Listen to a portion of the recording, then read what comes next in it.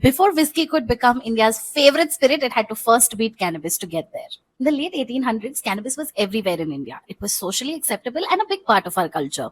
So much so that the British set up the Indian Hemp Drugs Commission to study it. And what was their conclusion? Cannabis was not dangerous at all.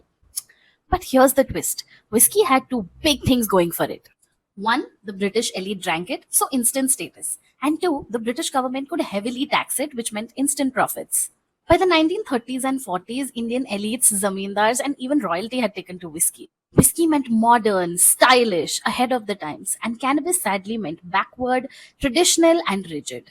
So, although at that time cannabis remained fairly legal, it started being associated with folk cultures, traditional mindsets, and rigid, backward people. And then came Bollywood of the 50s and 60s, which made whiskey the most stylish accessory, whether it was for the hero or the villain, and it also fueled nightclub culture in a very big way.